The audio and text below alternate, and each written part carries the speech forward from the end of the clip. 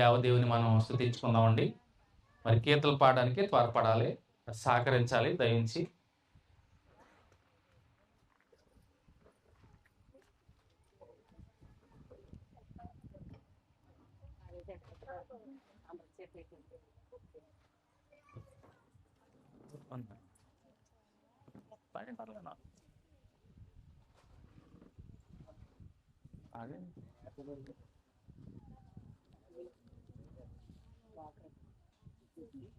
ఆరాధించదము పాడి లెక్కింపలేని స్తోత్రములు. ఆరాధించదము. రెండోది ఏంటంటే లెక్కింపలేని స్తోత్రములు. ఇంకా చెప్తాను అందరూ పాడండి. చిన్న కీర్తన పుస్తకం నుంచి 10వ కీర్తన పాట ద్వారా దేవుని మహిమపరచవచ్చు. ఆరాధించెదము ఆత్మతో నిరతము యెహోవా దేవుని మనమంతా ఆనందగానము మనసారా చేయుచు ఆనందగానము మనసారా చేయుచు అనుదినం కీర్తింతుము రారాజులు అనుదినం కీర్తింతుము రారాజులు ఆరాధించెదము ఆత్మతో నిరతము యెహోవా దేవుని మనమంతా అక్షయనాథుడు అద్వితీయ దేవుడు పరిశుద్ధ దేవుడు నిత్య నివాసియు అత్యున్నతుడు అదృశ్యరూపుడు అజంతరహితుడు అదృశ్యరూపుడు అమరుడై ఉన్నవాడు మన దేవుడు అమరుడై ఉన్నవాడు మన దేవుడు ఆరాధించెదము ఆత్మతో నిరతము యెహోవా దేవుని మనమంతా సత్యస్వరూపి సర్వోన్నతుడు మహిమాన్వితుడు మనకును తండ్రియే ప్రభువైన క్రీస్తుకు తండ్రి అయిన దేవుడు ప్రభువైన క్రీస్తుకు తండ్రి అయిన దేవుడు పరమందు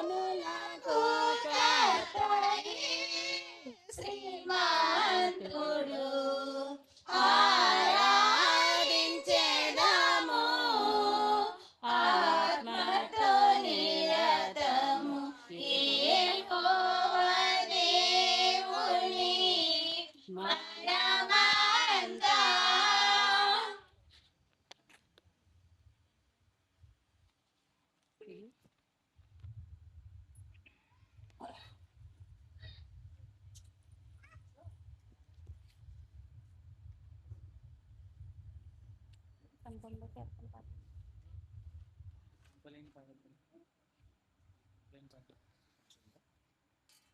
అదే చిన్న కీర్తన పుస్తకం నుంచి 11 కీర్తన ద్వారా దేవుని మహిమపరచుకోవచ్చు.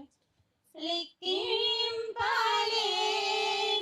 స్తోత్రము దేవా ఎల్లప్పుడూ నే పాడెదన్. దేవా ఎల్లప్పుడూ నే పాడెదన్.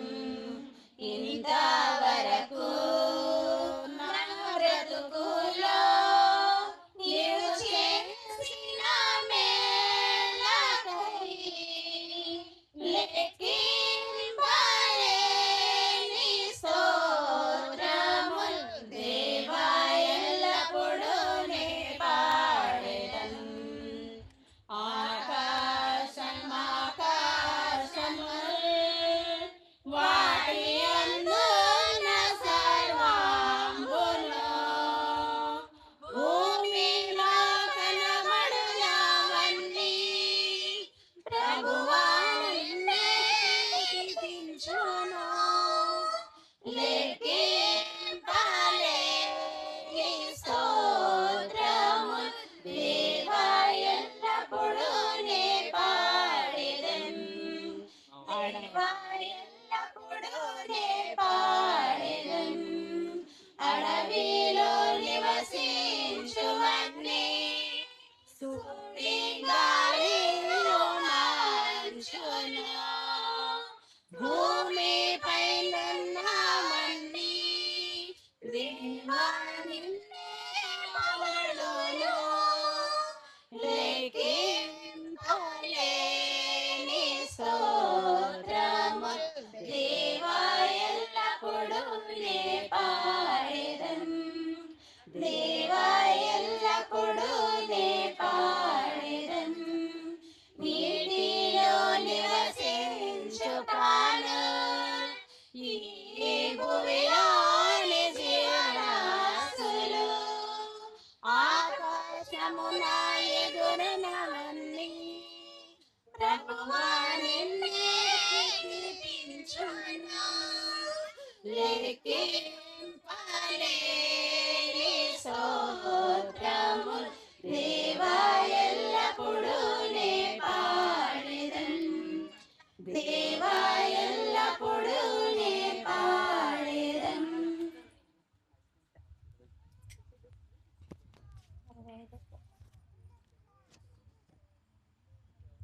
అదే చిన్న కీర్తన పుస్తకం నుంచి 25 కీర్తన. ప్రేమామృతధారలు చిందిన మన యేసుకు సమమెవరు? ఆ ప్రేమామృతధారలు చిందిన మన యేసుకు సమమెవరు? ప్రేమయే తానై నిలచి ప్రేమో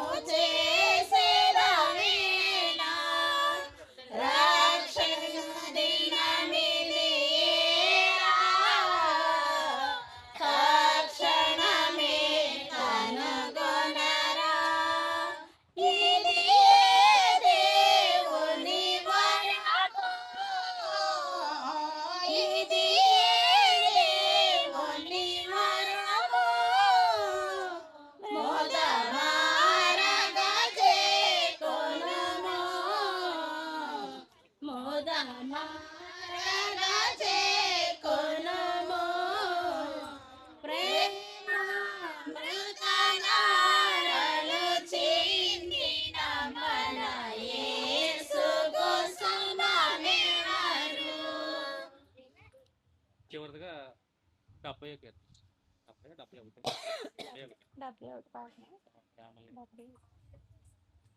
71. అదే చిన్న కీర్తన పుస్తకం నుంచి 71 కీర్తన పాడు ద్వారా దేవుని మహిమపరచవచ్చు. ప్రేమ లేని వాడనైనా ప్రభు వ్యర్థుడను వ్యర్థుడన్. ప్రేమ లేని వాడనైనా ప్రభు వ్యర్థుడను వ్యర్థుడన్.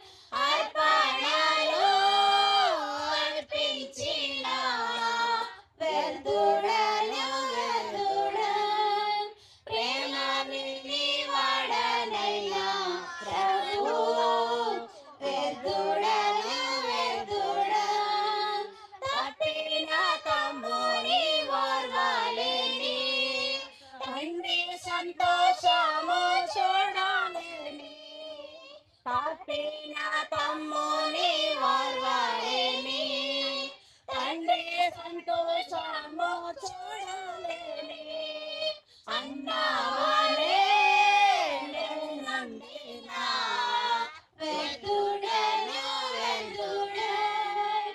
అన్నవాలే నేనుండినా వెతుడను వెతుడన్. ప్రేమ లేని వాడనైనా ప్రభు వెతుడను వెతుడన్. శిశువులు దీవెన పొందగను శిష్యులు ఆటంకపరచిరి. శిశువులు దీవెన పొందగను శిష్యులు ఆటంకపరచిరి. సినవలే నేనుండినా వెతుడను వెతుడన్. సినవలే నేనుండినా వెతుడను వెతుడన్. ప్రేమ లేని వాడనైనా ప్రభు వెతుడను వెతుడన్. నానేమో ఆశించినాడు యోగా నటనము చేసేను నమ్మకంగా. నానేమో ఆశించినాడు యోగా నటనము చేసేను నమ్రతగా. కపట ప్రేమ కలిగిన వెతుడను వెతుడన్. కపట ప్రేమ కలిగిన వెతుడను వెతుడన్. ప్రేమ లేని వాడనైనా ప్రభు వెతుడను వెతుడన్. ఎందరో ప్రభుని ఎరుగక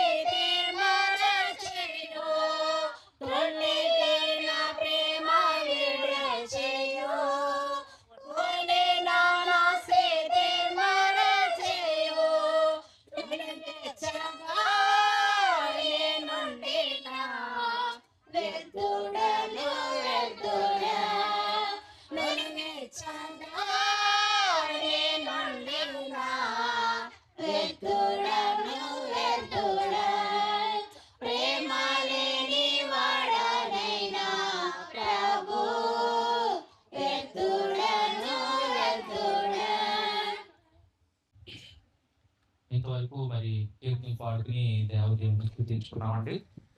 మరి సమయాన్ని దృష్టిలో ఉంచుకుని త్వరగా మనం కొడుకులకు ముందుకి సాగిపోదాము. మరి కీర్తనలు పాడడానికి సహకరించిన సహోదరులందరూ కూడా ప్రభుపేట ప్రత్యేక వందనాలు తెలియజేస్తానండి. మరి యొక్క కృతజ్ఞత కూడిక వరకు ఏర్పాటు చేయవంటి వాక్య భాగము మరి పూర్ల శ్రీనుబాబు లేఖన భాగాన్ని చదివినిపిస్తాడు. అపోస్తల కార్యాల నుంచి ఈ యొక్క కృతజ్ఞత కూడిక వరకు ఏర్పాటు చేయబడినటువంటి వాక్య భాగము అపోస్తల కార్యాల నుంచి అపోస్తల కార్యాల గ్రంథం పుస్తకం నుంచి 3వ అధ్యాయము 16వ వచనం శ్రీనుబాబు చదివినిపిస్తాడు.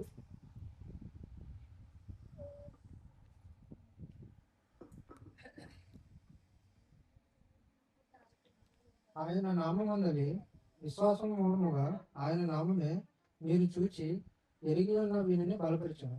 ఆయన వలన కలిగిన విశ్వాసమే మీ అందరి ఎదుట వీనికి ఈ పూర్ణ స్వస్థత కలుగు చేశాను.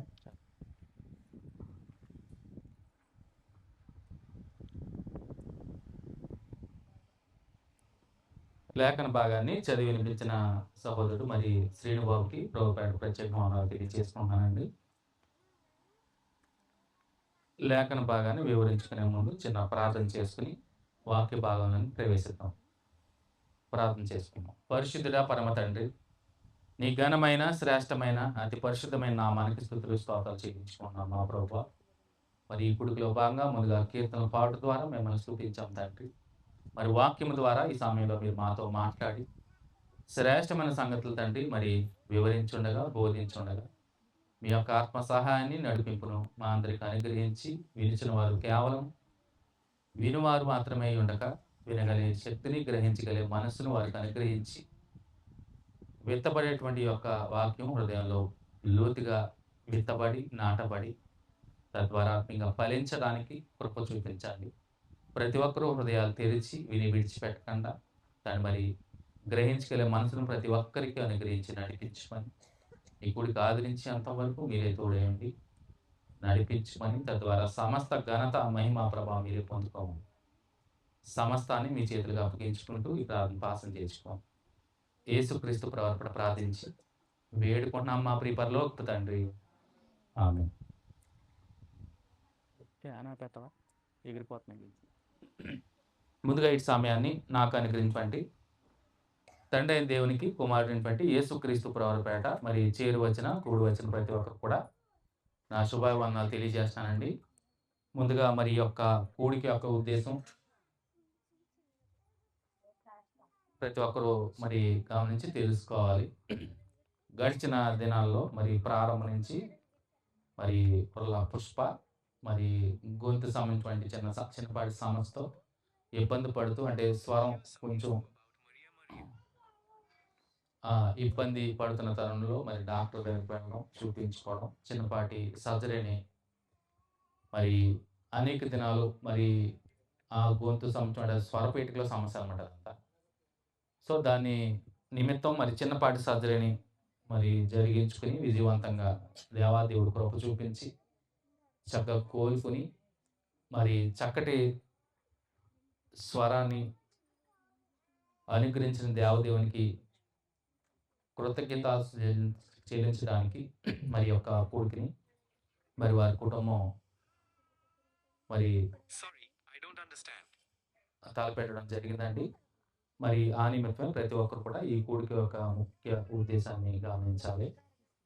సో ఏదేమైనా కానీ క్రైస్తవులైనటువంటి మనము, క్రైస్తవ విశ్వాసులైనటువంటి మనం అందరం కూడా దేవునికి ఏం చేయాలండి? ముందుగా కృతజ్ఞత స్తుతులు చెల్లించాలి. సో ఇలాగూ చేయుట క్రీస్తు యేసునందలది. సో అది మంచిది. ప్రతి విషయంలో మనం దేవునికి థ్యాంక్స్ చెప్పడం అనేది చాలా మంచి పరిణామం, శుభపరిణామం, మంచిది కూడా చాలా. సో అంటే ప్రతి ఒక్క క్రైస్తవుడు, క్రైస్తవ విశ్వాసి కూడా మేలు పొందుకున్న తర్వాతనే కాదు కానీ అనునిత్యము కూడా మనం దేవునికి కృతజ్ఞతలు తెలియజేసుకోవాలండి ఖచ్చితంగా. అసలు కృతజ్ఞత అంటే ఏంటి? అసలు కృతజ్ఞత అంటే మనము ఏదైనా కానీ ఉపకారము లేదా మేలు మనం పొందుకున్నప్పుడు సో కృతజ్ఞత భావంతో తిరిగి చెప్పేదే కదా కృతజ్ఞత. కృతజ్ఞతలో దాగున్నదే అది ఖచ్చితంగా. అంటే ఏదో ఒక మేలు కానీ పొందుకున్నప్పుడు సో కృతజ్ఞతా భావంతో మనం తిరిగి చెల్లించేదే కృతజ్ఞత. దాని కృతజ్ఞతగానే మనం తెలుసుకోవాలి. ముందుగా అందరికి తెలిసిందే ఇది కృతజ్ఞత అనగానే. ప్రభువైన యేసుక్రీస్తు వారు ఆయన శిలువ మరణం పొంది మూడో దినాన్ని తిరిగి లేచి అపోస్తలులందరికీ ఆయా సంగతులు ఆజ్ఞాపించి యెరూషలేము వెళ్ళండి, మీరు మేడగదిలో ఆత్మ కొరకు సహాయం కొరకు మీరు ఎదురు చూడండి అన్నప్పుడు వారు వెళ్ళడం, పరిశుద్ధాత్మని పొందుకోవడం, అన్య భాషలతో మాట్లాడడం, ఈ సంగతులని మీ అందరూ తెలిసిందే. సో ఆ పరిశుద్ధాత్మ అనే వరాన్ని పొందుకున్న అపోస్తలులో ఉన్నటువంటి పేతురు, యోహాను గారు, ఎందుకంటే చదవబడిన లేఖన భాగం డైరెక్ట్గా చదివితే అర్థమవుతుంది. దాని ముందు జరిగినటువంటి సందర్భాన్ని వివరిస్తున్నాను నేను. పేతురు, యోహాను ఇరువురు కూడా మధ్యాహ్నం 3 గంటలకి 3వ అధ్యాయం ప్రారంభం నుంచి ఉంటుంది. శృంగారం అనే దేవాలయం దగ్గరికి వచ్చినప్పుడు ఆ గుమ్మ ముందు కుంటువాడైనటువంటి మనుషుడు వారికి కనపడినప్పుడు తేరి చూస్తాడు పేతురు, యోహాన్ని. ఆ కుంటువాడు తేరి చూసినప్పుడు ఏదో ఇస్తారేమో అని ఆశతో ఎదురు చూస్తున్నప్పుడు పేతురు మాట్లాడతాడు, వెండి బంగారాలు నా దగ్గర ఏమి లేవు కానీ నాకు కలిగిందే నీకు ఇస్తున్నాను అని ఏం చెప్తాడు? నజరేయుడగు యేసుక్రీస్తు నామమున నడుమని చెప్పగానే దిగులు లేవడం, నావడం, సంతోషంతో గొంతులేయడం, ఇవన్నీ అక్కడ ఉన్న వారందరూ చూసి శృంగారమైన దేవాలయం ముందు ఈ పుట్టుకుంటాడు ఈడే కదా, ఇలాంటి ఎగురుతున్నాడు ఏంటి, ఇలా గొంతులేస్తున్నాడు ఏంటి అని విభ్రాంతి ఉంది. అందరూ విస్మయం పొందినప్పుడు చూడండి, ఆ తర్వాత జరిగినటువంటి సందర్భం ఏంటంటే పేతురు, యోహాను గారిని పట్టుకుంటారు. పట్టుకున్నప్పుడు సో ప్రజలందరూ విస్మయం నొంది ఆ సొలొమోను మంటపంలో వారు ఉన్నప్పుడు గుంపుగా పరిగెత్తుకొచ్చినప్పుడు జరిగినటువంటి సందర్భంలో పేతురు మాట్లాడతాడు. పేతురు మాట్లాడుతూ ఏమంటాడో, ఇజ్రాయేలులారా, మీరు వీని విషయమై ఎందుకు ఆశ్చర్యపడుచున్నారు? మా సొంత శక్తి చేతనైనను భక్తి చేతనైనను నడవని వీనికి బలమిచ్చినట్టుగా మీరు ఎందుకు మా తట్టు తేరి చూస్తున్నారు? మాలో ఏం లేదు. మీరు ఏ వ్యక్తినైతే ఏ మెస్సైనైతే మీరు అంగీకరించకుండా విడిచిపెట్టేసి సిలువ మరణానికి అప్పగించారో, అందులోనూ పిలాతు విడుదల చేయడానికి ఆలోచన చేసినా మీరు దానికి ఒప్పుకోకుండా మాకు ఎవరు కావాలంట? మాకు క్రీస్తొద్దు, కావాలి మీరు అప్పగించేసారు చూసారా సిలువ మరణానికి, ఆ యేసుక్రీస్తు నామంలోనే ఈయన స్వస్థతను అందుకున్నాడు. సో మనం చదవబడిన లేఖనంలో కొందాం. సో ఆయన నామందలి చూడండి 16వ వచనం, ఎవరి నామందలి? ఏ ప్రభువైన యేసుక్రీస్తు వారిని వారు రక్షకుడిగా అంగీకరించకుండా సిలువ మరణానికి అప్పగించేశారో వారిని గురించి, అంటే ప్రభువైన యేసుక్రీస్తు నామందలి విశ్వాస మూలముగా ఆయన నామమే, ఎవరి నామము? క్రీస్తు నామమే అది. సో ఆయన నామమే మీరు చూచి ఎరిగి ఉన్న వీరిని బలపరిచెను. ఆయన వలన కలిగిన విశ్వాసమే మీ అందరి ఎదుట వీనికి ఈ పూర్ణ స్వస్థత కలగజేసెను. ఈరోజు పుష్పకి పూర్ణ స్వస్థత కలిగిందంటే ఎవరి నామం బట్టి? పుష్ప ఎవరి నామాన్ని విశ్వాసం ఉంచింది? క్రీస్తు నామనే. ఆయన్నే నమ్మింది, ఆయన ఎందే విశ్వాసం ఉంచింది. నా క్రీస్తు నన్ను బాగు చేస్తాడు, నా ప్రభు నన్ను స్వస్థపరుస్తాడు, నా ప్రభు నాకు మంచి స్వరాన్ని అనుగ్రహిస్తాడని విశ్వాసం ఉంచింది. సో విశ్వాసం ఉంచింది కనుకనే సో పుష్పకి ఈ పూర్ణ స్వస్థత కలగజేశాను. ఈరోజు ఈ కూడిక పెట్టుకుంటూ మనం ఏం చేస్తున్నాం? దేవునికి కృతజ్ఞత తెలియజేస్తున్నామండి. అంటే పుష్ప చక్కటి కూడికని ఏర్పరిచి వారి కుటుంబం ఇంతమందిని పిలిచి దేవుని యొక్క వాక్యాన్ని ప్రకటించడమే కాదు, దేవుని నామాన్ని ఏం చేస్తుంది? మహిమపరుస్తుంది. సో, ఈ సందర్భం ఎవరు ఆహ్, నామ మహిమార్థం వచ్చింది?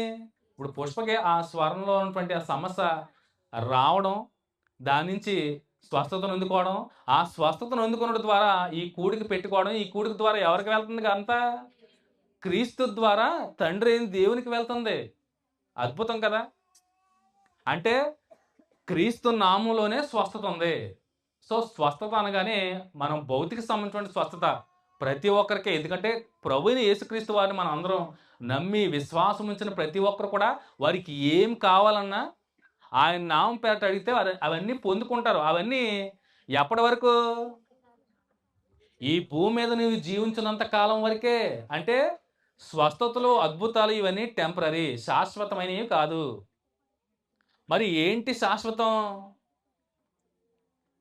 భౌతిక సంబంధించిన ఆశీర్వాదాలు అందరికి వస్తాయి, ఇస్తాడు దేవుడు. మీరు ఆయన వైపు చూసినా చూడకపోయినా ఆయన పక్షపాతి ఏం కాదు, అవునా? అందరినీ ప్రేమిస్తాడు, ప్రేమస్వరూపి దేవుడు. అలాంటి ప్రేమస్వరూపి మనందరికీ అనునిత్యము కూడా ఆయన సంరక్షించుకుంటూ మన ఎడల దీర్ఘశాంతం కలుగుతూ శాంతము చూపిస్తూ అలాగ మనల్ని నడిపిస్తున్నాడు. అంటే ఆలోచించేయాలండి. స్వస్థత అనగానే భౌతిక సంబంధమైనటువంటి స్వస్థతలో అంటే ఆరోగ్యము, ఏమన్నా రోగాలు, వ్యాధి బాధలు వచ్చినప్పుడే మనం దేవుని ఆశ్రయిస్తాం. కానీ అనునిత్యం కూడా దేవుని మీద ఆధారపడి బ్రతకాలి ప్రతి ఒక్క విశ్వాసి కూడా. సో, ఈ యొక్క సమస్య వచ్చింది కూడా దేవుని నామ మహిమార్థమే వచ్చింది ఖచ్చితంగా.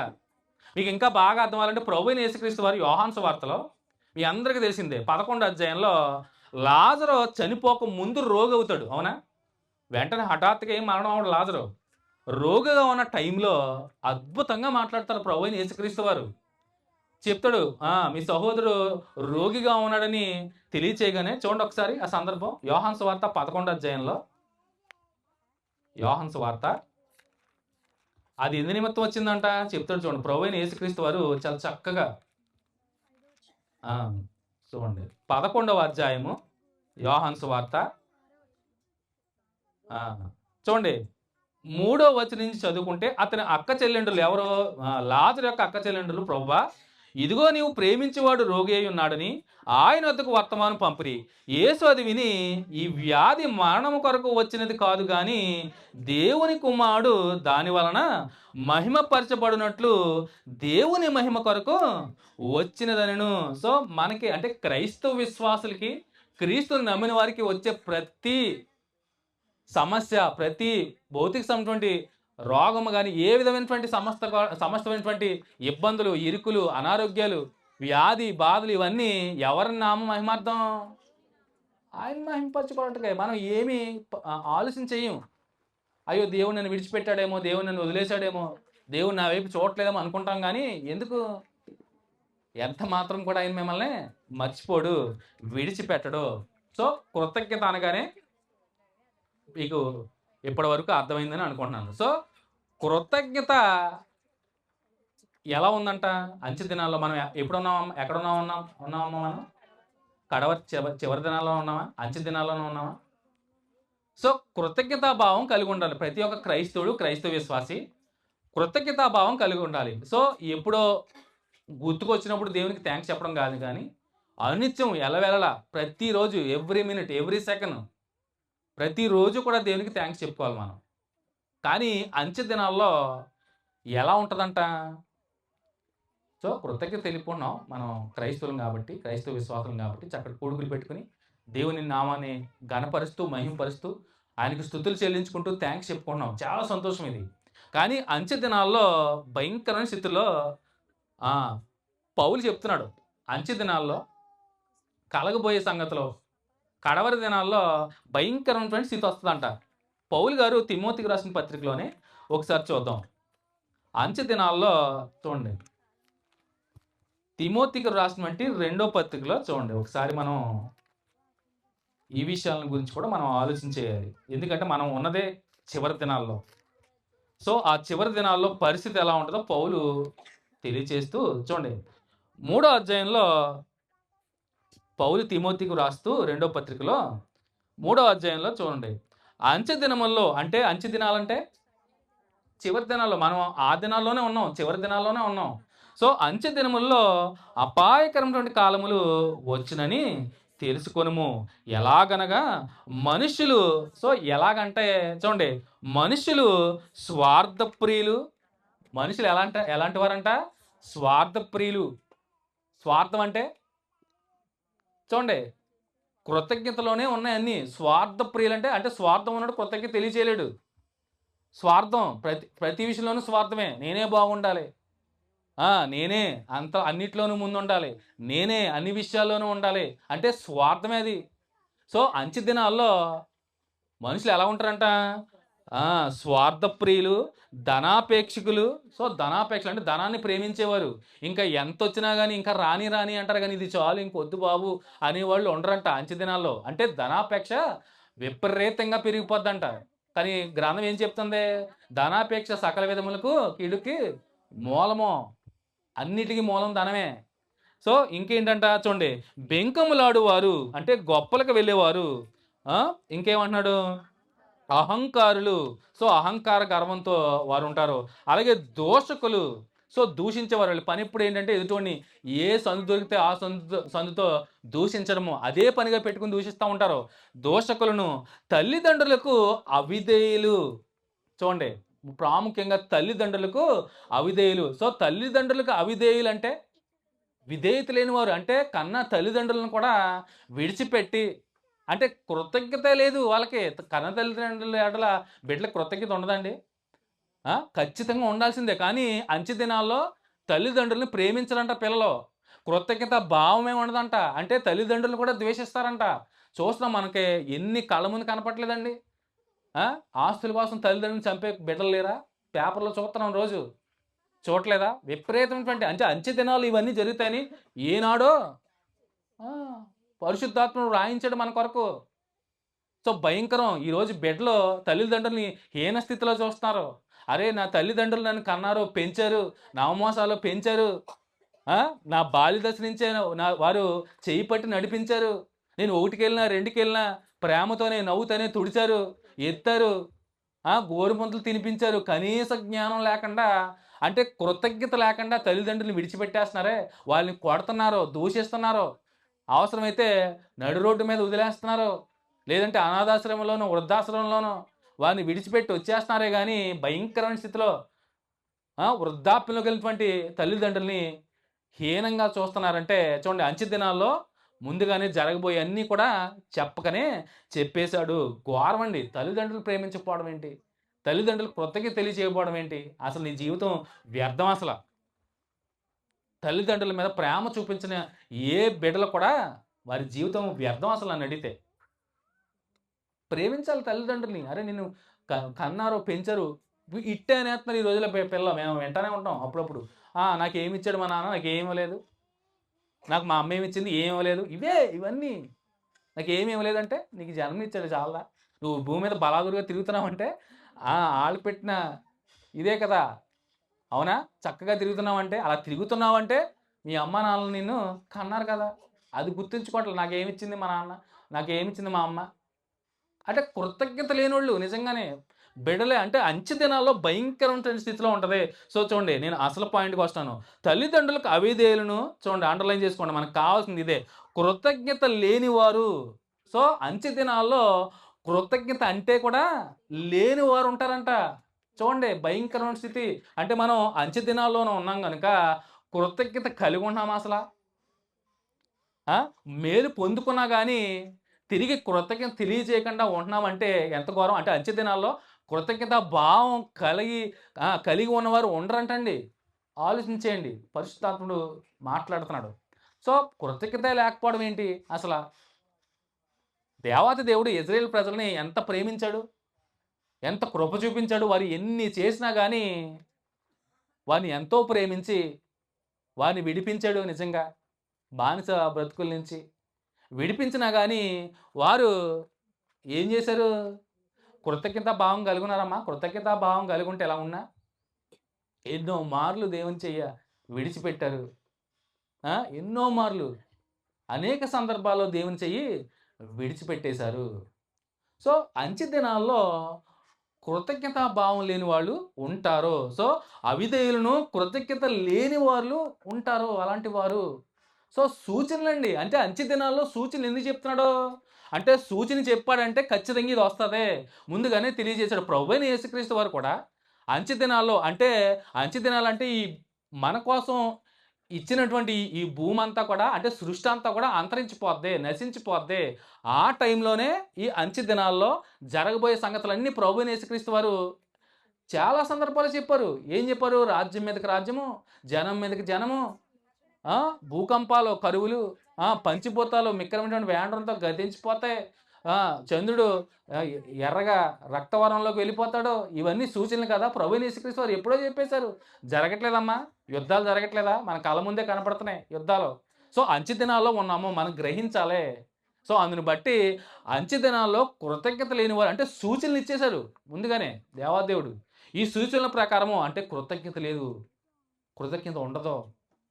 సో పొరుగువారికి నువ్వు సాయం చేసావా? సాయం చేసి సాయం పొందుకున్నావా? కృతజ్ఞత తెలవకపోవడం కాదు కదా. నువ్వు వాళ్ళకి ఏం చేస్తున్నావు? హాని చేస్తున్నావు. గుర్తుంచుకోవట్లే, ఇట్టే మర్చిపోతున్నాం మనం చేసిన మేలు. ఈవెన్ కుటుంబంలో ఉన్నవారే చేసిన మేలు మర్చిపోతున్నారు. చూడండి సహోదరులు, అరే నా అన్న నా కోసం ఎంత కష్టపడ్డాడో, అరే నా తమ్ముడు నా కోసం ఎంత కష్టపడ్డాడో, నా అక్క ఎంత నా కోసం ఎంత కష్టపడింది, పనికి వెళ్ళి నన్ను చదివించింది. ఆ కృతజ్ఞత భావం ఇట్టే మర్చిపోతున్నారండి. మేలు ఇలా పొందుకుని తర్వాత రోజునే మర్చిపోతున్న రోజులు ఈ అంచె దినాల్లో. కృతజ్ఞత లేనివారంటే ఇదే. మనం ఒకసారి ఆలోచన చేస్తే హృదయం తెరిచి మనం నిత్యము మా కళ్ళ ముందు జరిగేవి ఇవన్నీ. కృతజ్ఞత ఎక్కడ ఉంటుందండి? ఈ చేత్తో సాయం పుచ్చుకుని ఇప్పుడే సాయం పుచ్చుకుని రేపు ఈ టయానికి మర్చిపోతున్నారు. భయంకరమైన స్థితిలో లేమా? అందుకనే సూచనలు చెప్పకనే చెప్పేశాడు. మనం అలర్ట్గా ఉండాలి. సో దేవునికి కృతజ్ఞతా భావం లేని వారు ఎంత మాత్రం కూడా ఇష్టం ఉండరండి. సో సూచనలు అంటే నీకు ఇట్టే నువ్వు తెలుసుకోవచ్చు. చూడండి, ఉదాహరణకి నాకు వంకాయ అంటే పడదండి, నా బీరకాయ పడదండి, నాకు కాకరకాయ అసలు పడదండి నా ఒంటికి. వంకాయ అయితే అసలు దురదలు వచ్చేస్తాయండి. సో నీకు పట్టలేదు, నీకు ఇది నచ్చదు అని చెప్తున్నావు అంటే లోపం ఏంటి? వంకాయదా, బెండకాయలదా, కాకరకాయదా? లోపం నీ శరీరందే. అవునా? లోపం ఆ కూరగాయలో లేదు కానీ నీ శరీరంలో లోపం ఉంది. అవునా? అవి చెడ్డయని కాదు. సో భౌతిక సంబంధించిన సమస్య నీది. సో అవి తింటే నీకు పట్టలేదంటే సమస్య ఎవరిదే? శరీరందే. నీకు కృతజ్ఞతా భావం లేకుండా ఈమంటే నాకు పడదండి, వీడంటే నాకు అసలు ఇష్టం ఉండదండి, ఆడొస్తే నేను రానండి, వీడొస్తే నేను రానండి అంటే సమస్య ఎవరిదే? ఆ మనుషుల్లో లేదు, నీ హృదయంలో ఉంది. అవునా? లోపం ఎవరిదే? నీది, నీ హృదయందే. నీ ఆలోచన విధానందే. దాన్ని సరి చేసుకో. పడకపోవడం ఏంటి? ఇష్టం లేకపోవడం ఏంటి? సో మనుషులు అంచె దినాల్లో ఇలాంటి ప్రవర్తనే కలిగి ఉంటారు. ఇష్టం ఉండదు. నీకు పడకపోవడం ఏంటి? మనందరం క్రీస్తునందు సమానమే, ఆయన శరీరంలో అవయవంలో ఉన్నామే. ఆలోచన చేశారా? మనం అందరం క్రీస్తు అనే శరీరంలో అవయవంలో ఉన్నాము. అవయవాల మధ్య ఏముంటుంది? ఐక్యత ఉంటుంది. ఏ కన్ను నువ్వు ఈ కన్నుతో నువ్వు చూడకో, ఒక కన్నుతో చూడంటే, ఓ చెయ్య నువ్వు ఒక చెయ్యి ఊపు, ఇంకో చెయ్యి ఊపకంటే, ఒక కాలు నువ్వు కాలు ఆగిపో, కాలు నువ్వు నడు అంటే కుంటుతాము. శరీరంలో ఒక్క అవయవం ఇబ్బంది పట్టినా మిగతా అవయవాలన్నీ కూడా ఏమవుతాయి? బాధపడతాయి, శ్రమ పడతాయి, ఇబ్బంది పడతాయి. అట్ ది సేమ్ టైం సంఘం అనే శరీరం అనే సంఘంలో ఒక విశ్వాస ఇబ్బంది పడితే మిగతా విశ్వాసాలందరూ కూడా ఇబ్బంది పడతారు. సో శరీరంలో ఒక అవయవం ఘనత పొందితే మిగతా అవయవాలన్నీ ఏమవుతాయంట? సంతోషిస్తాయి. సో అవయవాల మధ్య ఐక్యత ఉంది. మరి సంఘంలో క్రీస్తు శరీరమే కదా ఆయన సంఘము. అర్థమవుతుందమ్మా నేను చెప్పేది? సంఘం అంటే ఏంటి? క్రీస్తు శరీరము. ఎవరి శరీరము? టాపిక్ వచ్చింది కాబట్టి వినండి. ఇక్కడ స్థానిక సంఘం, స్థానిక క్రీస్తు సంఘం ఓకే. మిగతా సంఘాల వారు అంటే అమ్మ నేను ఎవరిని విమర్శించే ఉద్దేశం కాదు కానీ టైం వచ్చింది కాబట్టి సమయం వచ్చింది కాబట్టి చెప్తున్నాను.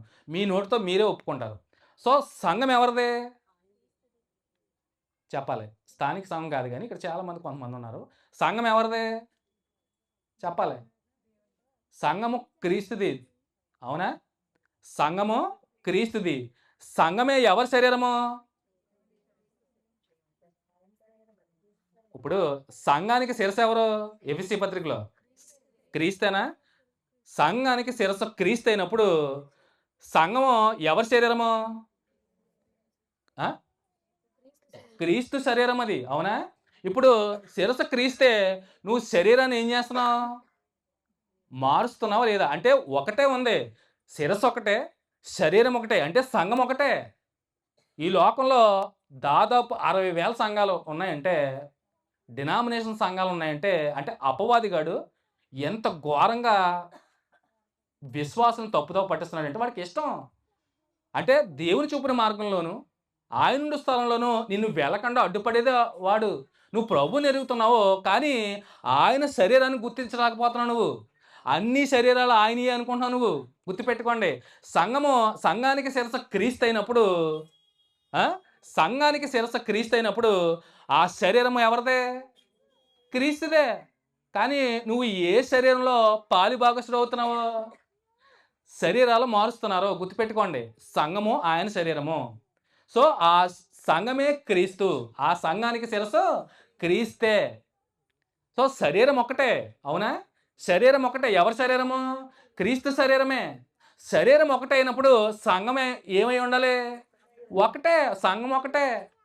లేదండి మాది ఈ సంఘం అండి, పేర్లు ఎందుకులే మళ్ళీ నన్ను తిట్టుకుంటారేమో, కానీ ఖచ్చితంగా సత్యం చెప్పాల్సిందే. సో ఈవెన్ లోదర్ గారు కూడా నా దగ్గర ఇన్ఫర్మేషన్ ఉంది చూడండి. ఈవెన్ చదువుకున్న వారు ఎడ్యుకేటెడ్ పీపుల్ ఉంటే గూగుల్లో సెర్చ్ చేయండి. ఈవెన్ లోదర్ గారు కూడా సంఘానికి నా పేరు పెట్టద్దు అన్నారు. ఇది మీరు ఎరుగుదరా? మా సంఘం గొప్ప అనుకుంటున్నారేమో కానీ లోదర్ గారు సంఘంకి నా పేరు పెట్టొద్దు అన్నారు, కానీ పెట్టుకున్నారు. ఇన్ఫర్మేషన్ ఉంది, గ్యాదర్ చేయండి. ఉంది, నేను ఆల్రెడీ ప్రాజెక్టులో మా స్థానిక సంఘంలో వేసి చూపించాను. నేను ఆయన స్వయాన ఆయన ఇచ్చిన స్టేట్మెంట్ బుక్లో కూడా రాసింది, చరిత్రలో ఆయన దాంట్లో.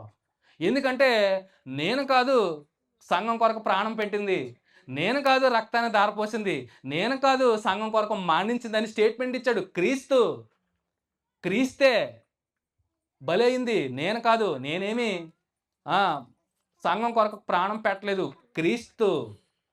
సో ఎట్టి పరిస్థితుల్లో నేను మరణించిన తర్వాత సంఘానికి నా పేరు పెట్టొద్దన్నా కానీ ఉంటారు కదండి మరి అభిమానులు, పెట్టుకున్నారు. అలాగ ఈరోజు అనేక సంఘాలు ఈవెన్ కొండల పేర్లతో పిలవబడుతున్నాయి, నదుల పేర్లతో పిలవబడుతున్నాయి, అనేక వస్తువుల పేర్లతో కూడా పిలవబడుతున్నాయి మిషన్లోకి, చాలా చాలా విషయాలు. సో అనేక సంఘాలు ఉన్నాయంటే సంఘం ఒకటే అని చెప్తుంది. ఆ సంఘానికి శరీరము శిరస్సు క్రీస్తే. అంటే ఒక్కడే క్రీస్తు, ఇద్దరు అంటే క్రీస్తు విభజింపబడ్డాడా అంటాడు పౌలు. అవునా? క్రీస్తు విభజింపబడ్డాడా? పౌలు మీకోసం ప్రాణం పెట్టాడా? ఎవరు పెట్టాడు ప్రాణం? క్రీస్తే. ఏ క్రీస్తు అయితే సంఘం కొరకు ప్రాణం పెట్టాడో, ఏ క్రీస్తు అయితే సంఘం కొరకు రక్తాన్ని దారపోసాడో, సంఘం ఒకటేనండి. అది ఎవరి సంఘం? మీ నోటితో మీరే చెప్పాలి. క్రీస్తు సంఘం అది. సో రకరకాల పేర్లు పెట్టేసి మేము క్రీస్తులోనే మేము అన్నీ చేస్తామంటే అన్ని నామముల కన్నా పైనామం గుర్తుపెట్టుకోండి, యేసునామం, క్రీస్తు నామంలోనే. సో పరమున్న తండ్రి ఆదిలోనే కన్యమరి గర్భంలో ప్రవేశపెట్టబడినప్పుడు ఏం పేరు పెట్టమన్నాడు? పరిశుద్ధాత్మ ద్వారా నువ్వు గర్భవతిని అవుతావు, యేసు అని పేరు పెట్టమన్నాడా? ఆమె ఇంకో ఏమైనా పేరు పెట్టిందా? పెట్టలేదు. ఒకటే. ఏ పేరైతే పెట్టావో ఆ పేరే, అది క్రీస్తే. కానీ మనం ఈరోజు సంఘాలకు అనేక పేర్లు తగిలించుకొని మనం క్రీస్తు ఆరాధన చేస్తామంటే ఏమాత్రం యాక్సెప్ట్ చేయడండి. చిన్న తప్పిదం జరిగినా కానీ సంఘం ఎత్తపడుతుంది అనుకుంటున్నారా? సంఘం ఏమి ఎత్తపడదు, గుర్తుపెట్టుకోండి. సో అపవాదిగాడు అనేక డినామినేషన్లు ఈ లోకం తీసుకొచ్చి మనల్ని అందరినీ భ్రమపరుస్తున్నాడు. అందుకనే ప్రవాహంలో వెళ్ళిపోతారని జనాలు. ఎక్కడికే? పరలోకం ఏమి వెళ్ళరండి. గుర్తుపెట్టుకోండి. మేము క్రీస్తులోనే బాప్తిసం తీసుకున్నాం కదండి, మేము క్రీస్తులోనే ఉన్నాం కదంటే నువ్వు ఏ శరీరంలో అవయంలో ఉన్నావు? నువ్వు క్రీస్తు శరీరంలో అవయంలో ఉన్నావా? అవయంలో ఉంటాకి సిద్ధపడు. సో చాలా సంఘాలు ఉన్నాయి. అంటే అపవాదుడు చాలా కన్ఫ్యూజ్ చేస్తున్నాడు సంఘాల విషయంలో. కానీ సంఘం ఒకటే, విశ్వాసం ఒకటే, బాప్తిసం ఒకటే, అన్నీ ఒకటైనప్పుడు సంఘము ఒకటే. ఆ సంఘం కొరకే ప్రభువైన క్రీస్తు వారు ప్రాణం పెట్టాడు. సో ఆలోచించేయండి. ఇదంతా ఎందుకు చెప్తున్నాడు? టాపిక్ వచ్చింది కాబట్టి చెప్తున్నాడు. సో ఒక అవయవం ఇబ్బంది పడితే అవయవాలన్నీ కూడా ఇబ్బంది పడతాయి. ఒక అవయవము ఘనత పొందితే మిగతా అవయవాలన్నీ కూడా సంతోషిస్తాయి. సో సంఘంలో ఉన్నటువంటి విశ్వాసి మరొక విశ్వాసతో ఎలా ఉండాలి? ఐక్యత కలిగి ఉండాలి. ఎందుకంటే క్రీస్తు సంఘాన్ని అంతలా ప్రేమించాడు. ఐక్యతగా ఉండాలి. ఏ తారతమ్యాలు లేకుండా కృతజ్ఞతా భావం కలిగి ఉండాలి. సో దేవాతి దేవుడు కూడా కృతజ్ఞత కలిగి ఉన్నాడు కాబట్టేనండి మన ఎడలు కూడా కృతజ్ఞత కలిగి ఉన్నాడు, కృప చూపిస్తున్నాడు. అందుకనే మనం నిర్మూలం కాకుండా ఇలా ఉన్నామంటే ఆయన మహాకృపే. ఆయన కూడా కృతజ్ఞత కలిగి ఉన్నాడు. ఎందుకంటే ఆయన స్వరూపమందు ఆయన పోలిక చెప్పిన మన అందరం ఈ భూమి మీదకే వస్తున్నాం ఆయన కృప వల్లే.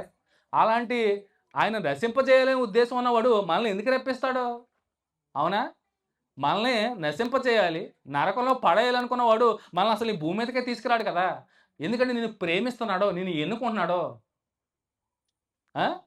అందునిమిత్తమే నువ్వు ఈ లోకానికే వస్తున్నావు, అడుగు పెడుతున్నావు. అద్భుతం కదా ఆయన ప్రణాళిక. ఆయన ఎంత ప్రేమ స్వరూపి అంటే నీ ఎడలు కూడా ఆయన కృతజ్ఞత కలిగి ఉన్నాడు. అందుని బట్టి ఇజ్రాయేల్ ప్రజలు ఎంత ప్రేమించాడు. అద్భుతంగా వారిని విడిపించి. సో ఒక కీర్తన ఉంటుంది కీర్తన గ్రంథంలో. ఎప్పుడు గృహప్రవేశాలు సందర్భంలో పాస్టర్ గారు చదివిస్తూ ఉంటారు. నాకు చాలా ఇష్టమైన కీర్తన కూడా. అందరూ కృప నిరంతరం ఉండును అంటారు చూసారా? గుర్తొచ్చిన కీర్తన ఏంటది? 26 వచనాల్లో చూసుకోండి. 26 వచనాల్లో 3 వచనాలు 4 వచనాలు తప్పించి 22 వచనాలు కూడా ఆయన చేసిన మేలు బట్టి కృతజ్ఞతలు తెలియజేస్తారు. తెలుసా అండి? 26 వచనాలు ఉంటాయి ఆ అధ్యాయంలో. కీర్తన గ్రంథంలో 26 వచనాల్లో 22 వచనాలు ఆయన చేసిన మేలుని బట్టి కృతజ్ఞతలు తెలియజేసుకుంటూ ఆయన కృప నిరంతరం ఉండును అంటారు. తెలుసా? గుర్తొచ్చిందా? ఎన్నో కీర్తన చెప్పండి?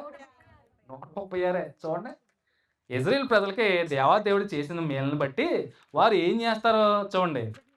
అవన్నీ వారు తలంచుకుంటూనే చూడండి. చక్కటి కీర్తన 136 కీర్తన. గృహప్రవేశం జరిగేటప్పుడు చక్క సేవకులు చదివిస్తారు. ఇది చక్కటి కీర్తన. చూడండి 136 కీర్తనలో చూడండి. యెహోవా దయాళుడు, ఆయనకు కృతజ్ఞతలు చెల్లించడి, ఆయన కృప నిరంతరం ఉండును అని మనం అందరం మాట్లాడతాం కదా. చూడండి 3 వచనాలు చూడండి. దేవదేవునికి కృతజ్ఞతలు చెల్లించడి, ఆయన కృప నిరంతరం ఉండును. ప్రభువులకు కృతజ్ఞతలు చెల్లించడి, ఆయన కృప నిరంతరం ఉండును. చూడండి 4వ వచనం నుంచి ప్రారంభమవుతుంది. ఆయన చేసిన వాటిని బట్టి చూడండి కృతజ్ఞతలు తెలియజేసుకుంటూ చూడండి ఏం చెప్తున్నాడు. ఆయన ఒక్కడే మహత్ కార్యములు చేయువాడు. చూడండి ఇంకేం చేశారంట. తన జ్ఞానము చేత ఆయన ఆకాశమును కలగజేసెను. చూడండి 6వ వచనం. ఆయన భూమిని నీళ్ల మీద పరిచినవాడు, ఆయన గొప్ప జ్యోతులను నిర్మించినవాడు. పగటికి నేలను ఆయన సూర్యుని చేసెను, రాత్రి నేలుటకు ఆయన చంద్రుని నక్షత్రాలను చేశాడు. సో చూడండి ఐగుప్తు దేశపు తొలిచూలను ఆయన హతము చేశాను. సో వారి మధ్య నుండి ఇజ్రాయేలును ఆయన రప్పించెను. చేయి చాచి తన బాహుబలము చేత వారిని రప్పించెను. ఎర్ర సముద్రమును ఆయన పాయలుగా చీల్చెను. ఆయన ఇజ్రాయేలును దాని నడుమ దాటిపోచేసెను. ఫరోను అతని సైన్యమును ఎర్ర సముద్రంలో ఆయన ముంచివేసెను. అరణ్య మార్గమున ఆయన తన ప్రజలకు తోడు వచ్చెను. గొప్ప రాజులను ఆయన హతము చేసెను. చూడండి ఇలా చదువుకుంటూ ఏముంటుంది. ఆకాశమందుండి దేవునికి కృతజ్ఞతలు చెల్లించుడి, ఆయన కృప నిరంతరం ఉండు. అంటే కృతజ్ఞతలు తెలియజేసుకుంటున్నారంటే ఆయన చేసిన మేలుని బట్టి ఒక్కొక్క సందర్భాన్ని తలుచుకుంటూ కృతజ్ఞతలు తెలియజేసుకుంటున్నారంటే అంటే ఆనాటి ఇజ్రాయేల్ ప్రజలు దేవుని కార్యాలు కనులారా చూసి దేవునికి ఏం చేస్తున్నారు? చెల్లిస్తున్నారు. చెల్లిస్తూ మనకలాగే మనం మేలు పొందుకుని మర్చిపోతాం చూసారా? 2వ రోజు తర్వాత రోజు ఏళ్ళో అదే పని చేశారు. చూడండి కృతజ్ఞతా భావాన్ని మర్చిపోయారు. కృతజ్ఞతలు అంటేనే మర్చిపోయారు. అంటే మేళ్ళన్నీ పొందుకున్నారు. దేవుడు అంటే అద్భుతం కదండి. అసలు మనం ఆ టైంలో మనం ఉంటేనా అనిపిస్తుంది ఒక్కోసారి. నాకైతే అలాగే అనిపిస్తుంది. అరే ఎర్ర సముద్రాన్ని 2 పాయలుగా 6 నేలగా చేసి నడిపించాడంటే, అరే ఆ టైంలో నేను లేనే, ఆ ఆ అద్భుతాన్ని కళ్ళారా చూసే భాగ్యం నాకు లేదే. నేనైతే అలాగే తలస్తానండి. అలా ఎంత అద్భుతాన్ని చూసి ఉంటారు అసల. ఎర్ర సముద్రం కన్నులెదుటే 2 పాయలుగా అయిపోవడం ఏంటి, 6 నేల మీద వారు అలా నడిచి వెళ్ళిపోవడం ఏంటి, ఎంత అద్భుతం అండి అసల. మన జీవితంలో అలాంటివి చూసి ఉండం అసలు నిజంగా. అంత అద్భుతంగా దేవాతి దేవుడు వాడిని ఎన్నుకుని సొత్తుగా చేసుకుని నడిపిస్తే ఏం చేశారు? ఆ! ఏం చేశారనుకుంటున్నారు? మలాకి గ్రామంకి వచ్చేటప్పటికి, యెహోవా దేవుడా! ఆయన ఏం చేశాడు మాకు? ఆయన ఎవరో మాకు తెలీదు. అవును చేశాడా? మమ్మల్ని పోషించాడా? అబ్బే! మేము కష్టపడి చెమట కోర్చి మా ఆహారం మేమే సంపాదించుకొని తిన్నామన్నారు. ఎలా ఉంటదండి నిజంగా? ఆ! వారి ఎడల కృప చూపించి, వారిని ప్రేమించి, వారి మూలుగులు విని, వారిని చెరనించి, ఆ! విడిపించి తీసుకొస్తే ఆయన మాకేం చేశాడో అసలు ఆయన ఎవరోనే తెలీదన్నారు. ఎంత బాధ ఉంటదండి. చూడండి ఈ రోజుల్లో ఇందాక చెప్పాను. అవిధేయులు, కృతజ్ఞత లేనివారు అంచె దినాల్లో ఉంటారంటారు చూసారా? తల్లిదండ్రులని బిడ్డలో మా అమ్మ నాన్న అలా నాకెవరో తెలీదంటే ఎలా ఉంటదండి ఆ తల్లిదండ్రులకి? ఆలోచన చేయండి. కన్న తల్లిదండ్రులని బిడ్డలో వాళ్ళ అమ్మ నాన్న కాదంటే ఎలా ఉంటది ఆళ్ళకి? ఆ తల్లిదండ్రులకి హృదయం బద్దలైపోదా? అట్ ద సేమ్ టైమ్ పరమున్న తండ్రికి హృదయం ఏమవుద్దండి? బద్దలవ్వదంటారా? ఇజ్రాయేల్ ప్రజలను చూసి అంతే నొచ్చుకున్నాడు. అంతే నొచ్చుకున్నాడు. అంతే నొచ్చుకుని బాధపడ్డాడు. యెషయా గ్రంథం మొదటి అధ్యాయంలో అద్భుతం కదా! ఏమన్నాడో ప్రారంభంలోనే, ఆకాశమా ఆలకించుము, భూమి చెవియొగ్గు. నేను నా పిల్లల్ని పెంచి పెద్దవారినిగా చేస్తే వారు నా మీద ఏం చేశారంట? తిరగబడి ఉన్నారు. అసలు నేను ఎవరో తెలీదంటున్నారు. కృతజ్ఞత భావం అస్సలు లేదు. ఎంత బాధపడుతున్నాడండి నిజంగా. యెషయాకు ప్రత్యక్షమై ఆయన నోటి ద్వారా వాక్కును పలుకుతూ ఎంత విలవల్లాడుంటాడో. పరమున్న తండ్రి నేను అంత గొప్ప చేస్తే వారు నా మీద తిరగబడి ఉన్నారు. ఆ! గుండెల మీద తన్నేశారు.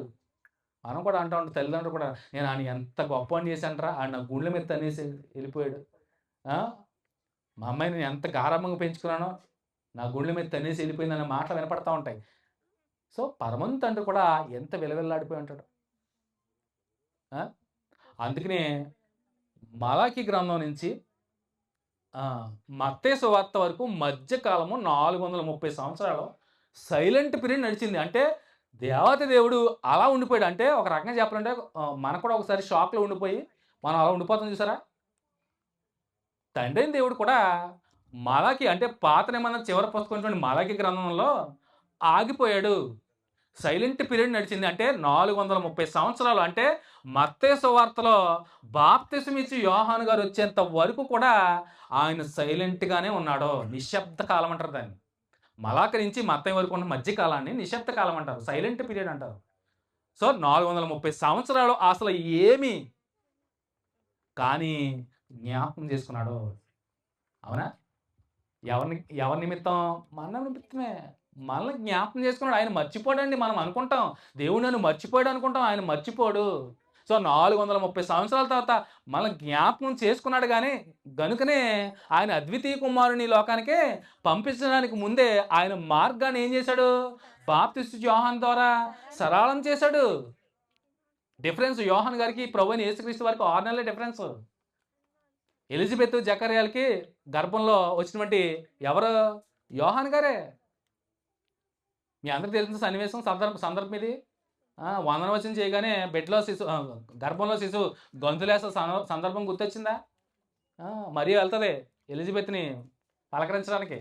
ఎందుకంటే దూత చెప్తుంది, ఇదిగో నీ బంధువురాలు గర్భవతిగా ఉంది అనగానే ఇంటికి వెళ్ళగానే మరియమ్మ గారు అలా గుమ్మంలో అడుగు పెట్టగానే ఎలిజబెత్ గర్భంలోని శిశువు గొంతులేసిందంట. నా లోకరక్షకుడి తల్లి మోస్తుంది, అదిగో నా తర్వాత ఆయన చెప్పులు కూడా మోయడానికి కూడా నేను. సో, బాప్తిసం ఇచ్చి యోహాను వరకు సైలెంట్ పీరియడ్ అలాగే నడిచింది. జ్ఞాపకం చేసుకున్నాడు. జ్ఞాపకం చేసుకుని ఆయన అద్వితీయ కుమారుని ఈ లోకానికి పంపించాడు. ఎందు నిమిత్తం? ఆయన కృతజ్ఞత కలిగి ఉన్నాడు కాబట్టే మనల్ని జ్ఞాపకం చేసుకున్నాడండి. సో, మనల్ని జ్ఞాపకం చేసుకున్నాడు. సో ఖచ్చితంగా మనల్ని పాపం అనే బంధకాల నుంచి విడిపించడానికే ఆయన అద్వితీయ కుమారుని ఈ లోకానికి పంపించాడు. సో పంపించిన ఆయన కుమారుని మనం ఏం చేస్తున్నాం? ఆ? ఆయన మన కొరకు ఏం చేశాడు? చూడండి, విచిత్రం ఏంటంటే లోకంలో చాలా 90% సంవత్సరానికి ఒకసారి భక్తి శ్రద్ధలతో 40 దినాలు ప్రత్యేకంగా పాటిస్తున్నారు చూసారా? అప్పుడే ఎక్కడ లేని భక్తి, అప్పుడే ఎక్కడ లేని ప్రేమ క్రీస్తు మీద వచ్చేసి చేస్తున్నాం. కానీ కృతజ్ఞతా భావం కలిగి ఆ 40 రోజులే పర్మినెంట్ చేస్తాం కానీ ఆచారంగా. కానీ గ్రంథం ఏం చెప్తుంది? ఆ? నన్ను వెంబడించేవాడు ఏం చేయాలి?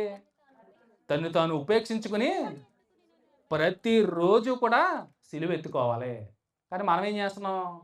ఆచారం ముసుగులో వెళ్ళి 40 దినాల సంవత్సరానికి ఏం చేస్తాం? లెంట. సో 40 దినాలకు పర్మినెంట్ చేసాం మనం. అంటే అయిపోయిందమ్మా, అయిపోయింది 40 రోజులు భారంగా దింపేసుకుంటాం అంతే. 40 రోజులు భక్తి సంవత్సరానికి. కానీ నిజ విశ్వాసి, నిజ క్రైస్తవుడు ఎవ్రీడే కూడా ప్రభువైన యేసుక్రీస్తు వారి త్యాగాన్ని గుర్తు పెట్టుకోవాలి. సంవత్సరానికి 40 దినాలు పర్మినెంట్ చేసాం మనం. అది చాలా చాలా రాంగ్ అండి, చాలా తప్పది. ప్రతిరోజు కూడా ఆయన సిలువ మరణాన్ని జ్ఞాపకం చేసుకోవాలి. ఆయన సిలువ మరణాన్ని నువ్వు జ్ఞాపకం చేసుకోలేదా, ఇంకా నీ జీవితం వ్యర్థం. ఆషామాషి విషయం కాదండి. ఆయన ప్రాణత్యాగాన్ని, ఆయన సిలువ బలియాగాన్ని నువ్వు సంవత్సరానికి కొన్ని దినాలకే పర్మినెంట్ చేసుకుని ఈస్టర్ రోజునే నువ్వు చక్కగా సంబరం చేసుకుని ముగించేస్తే ఘోరమైన తప్పిదం మనం చేసేది. అనునిత్యం ప్రతిరోజు కూడా ఆయన సిలువ మరణాన్ని జ్ఞాపకం. ఆయన బలి అవ్వకపోయి ఉంటే నీ పరిస్థితి ఏమోను? ఆయన మనకు బదులు మనం బలి అవ్వాల్సింది. అసలు మనకు బదులు ఆయనే బలి అయ్యాడంటే, నీకోసం మన కోసం మనందరి కొరకు ప్రాణం పెట్టాడంటే మనం ఆయనకి కృతజ్ఞత తెలియజేయాలండి రోజుని. అవునా? అనునిత్యము. ఎందుకంటే పాప స్థితిలో, చచ్చిన స్థితిలో ఉన్న మనల్ని విడిపించడానికే తండ్రిని విడిచి వచ్చాడంటే చూడండి. విడిచి వచ్చి మనల్ని రక్షించుకోవడానికి, మనల్ని పాపం అనే బంధకాల నుంచి విడిపించడానికి తండ్రిని విడిచిపెట్టి మన కోసం వచ్చాడంటే అలాంటి ఆ క్రీస్తుని నువ్వేం చేయాలి? ఆయన యందలి విశ్వాసం ఉంచాలి, నమ్మాలి, అంగీకరించాలి. కానీ మనం ఏం చేస్తున్నాము? ఆయన చేసిన మేలన్నీ మర్చిపోయి. సో చూడండి, తండ్రి అయిన దేవుడి చిత్తం ఆయన కుమారుని ద్వారా మనకే ప్రత్యక్షపరిచి ఆయన్ని బలిగా వించి ఎవరి కొరకు ఇదంతా చేశాడు? మనల్ని బ్రతికించుకోవడానికే. చచ్చిన స్థితిలో ఉన్న మనలందరినీ తిరిగి బతికించుకోవడానికే ఆయన కుమారుని అలాగిచ్చేశాడు, బలిగా, అర్పణగా. పాప స్థితిలో ఉన్న నిన్ను ఆయన అమూల్యమైన రక్తం ద్వారా కడిగి నిన్ను నీతిమంతుడిగా చేయడానికి ఆయన సిలువ మీద వేలాడాడు. అందులో కృతజ్ఞత ఉందండి. దేవత దేవుడు కూడా కృతజ్ఞత కలిగి ఉన్నాడు కనుకనే మన ఎడల కృప చూపించాడు, ప్రేమ చూపించాడు. ఆ ప్రేమే మన ఎడల ప్రత్యక్షం అయింది. ఆ ప్రేమే మన కొరకు ప్రాణం పెట్టేంతగా అందులో ప్రేమ ఉందండి. సో ఇవన్నీ మర్చిపోయి మన ప్రభువైన యేసుక్రీస్తు వారిని సంవత్సరానికి కొన్ని దినాలు పర్మినెంట్ చేసుకుని భక్తి శ్రద్ధలతో ఆచరిస్తున్నాం. కానీ ప్రతి దినము కూడా ఆయన మరణ సమాధి పునరుత్థానాన్ని జ్ఞాపకం చేసుకోవాలి. ప్రతి క్రైస్తవ విశ్వాసి కూడా, అరే నేను ఈరోజు ఇలా ఉన్నానంటే నా ప్రభువే కదా, నా క్రీస్తే కదా నా కోసం బలయ్యాడు. నేను అనుభవించాల్సిన శిక్ష నా బదులు క్రీస్తే కదా అనుభవించింది. నేను ఇలా స్వస్థపరచబడి ఇలా ఆరోగ్యంగా ఉన్నానంటే ఆయన పొందిన దెబ్బల చేతనే కదా నేను స్వస్థపరచబడ్డాను, నేను బాగున్నాను. ఒకవేళ మరణించినా కానీ నేను తిరిగి లేస్తాను కదా. ఎందుకంటే నా ప్రభు, నేను నమ్మిన క్రీస్తు సజీవుడిగా తిరిగి 3వ దినాన్ని తిరిగి లేచాడు కదా. ఆయన నమ్మిన నేను చనిపోయినా కానీ బ్రతుకుతాను కదా. అది విశ్వాసం. ఆ కృతజ్ఞతా భావం కలిగి ఉండాలండి. సో దేవత దేవుడు మనందరి కొరకు చక్కటి ప్రణాళికని పొందుపరిచి, ఏర్పరిచి ఆయన కుమారుని లోకానికి రప్పించి బలిగా వించాడంటే ఆయన మన ఎడల తన ప్రేమని క్రీస్తు ద్వారా వెల్లడపరుస్తున్నాడు. అద్భుతం కదండి ఆయన ప్రణాళిక. ఎందుకే ఇదంతా మన కోసమే చేశాడు ఇదంతా. కానీ మనం అన్నీ మర్చిపోయి సంవత్సరానికి కొన్ని దినాలు పర్మినెంట్ చేయడం చాలా రాంగ్, అది కంప్లీట్‌గా రాంగ్ అది. సో, అనునిత్యము ఆయన మరణ త్యాగాన్ని జ్ఞాపకం చేసుకోవాలి. మాటల ప్రాణం పెట్టడం అంటే ఆ! ఒక నిర్దోషి, ఒక నిరపరాధి, ఒక నీతిమంతుడు బలైపోవడం అనేది చరిత్రలో ఘోరమైనటువంటి రోజు కదా అది. ఎందు నిమిత్తం? మన నిమిత్తమే కదా! సో, మనం తప్పిపోయిన వారము. సో, మనము ఎలా ఎళ్ళిపోయాము? తప్పిపోయిన వారం. అవునా? తప్పిపోయిన గొర్రె ఉపమానం మీ అందరికి జ్ఞాపకం రావాలి. అవునా? వచ్చిందా? 100 గొర్రెల్లో ఒక గొర్రె తప్పిపోతే 99 గొర్రెలన్నీ విడిచిపెట్టి ఆ ఒక్క గొర్రె కొరకు వెతకటానికి ఆయన వెళ్ళాడు చూసారా? ఆ తప్పిపోయిన నీ కొరకు నా కొరకే ఆయనొచ్చింది. సో, నీ కొరకు నా కొరకే ఆయనొచ్చింది. తప్పిపోయిన మన కొరకే కదా ఆయనొచ్చింది. సో, క్రైస్తవ దేశం అయినటువంటి అమెరికా కూడా, ఎందుకంటే ఒక సందర్భాన్ని జ్ఞాపకం చేయాలి ఖచ్చితంగా. అమెరికా దేశం మీ అందరూ తెలిసిందే. సో, క్రైస్తవ దేశం అమెరికా దేశం. అంటే క్రిస్టియానిటీని బలంగా విశ్వాసం ఉంచి నమ్మేది అమెరికా దేశం. అందుకనే నాకు తెలిసి అంత సంపన్నమైన దేశం అనుకుంటాను నేను. ఎందుకంటే దేవుడు ఖచ్చితంగా ఆశీర్వదిస్తాడు. సో, ఆ దేశము మొన్న జరిగింది యుద్ధం. మీ అందరికీ తెలిసిందే. యుద్ధాలు జరుగుతున్నాయి. అమెరికాకి, ఇజ్రాయెల్‌కి, ఇరాన్‌కి యుద్ధాలు జరుగుతున్నాయి. అవునా? మొన్న జరిగినటువంటి సంఘటన జ్ఞాపకం చేస్తాను. సేమ్ యాజ్ ఇట్ ఈస్‌గా ఈ ఒక్క గొర్రె సందర్భం జ్ఞాపకం వచ్చింది నాకు. ఆ పేపర్‌లో చదువుతున్నప్పుడు మొన్నే 10 రోజుల క్రితం అనుకోండి యుద్ధం ఆగినట్టుంది ఇప్పుడు. అంతకుముందు ఆ సన్నివేశం తలుచుకుంటే నాకు వెంటనే గుర్తొచ్చింది ఇదే. ఒక గొర్రె తప్పిపోయిన గొర్రె కొరకు ఎలా ఎళ్లారో చూడండి. ఏం జరిగిందంటే విషయం, యుద్ధం చేస్తున్న టైంలో అమెరికా దేశ విమానాలు 2 ఇరాన్ అంటే శత్రు దేశంలో ఎళ్లి పేల్చేశారు. అమెరికా దేశ విమానాలు పేల్చేస్తే అందులో ఇద్దరు పైలట్‌లో ఓ పైలట్ విమానాలు 2 పేలిపోయినాయి. పేల్చేశారు ఇరాన్ దేశం వాళ్ళు. ఓ పైలట్ ల్యాండ్ అవ్వగానే అమెరికా దేశం వాళ్ళు సంరక్షించి పట్టుకుపోయారండి. తీసుకెళ్ళిపోయారు. కాపాడేశారు. ఇంకొక ఆయన ఏమాడంటే విమానం పేలిపోయింది.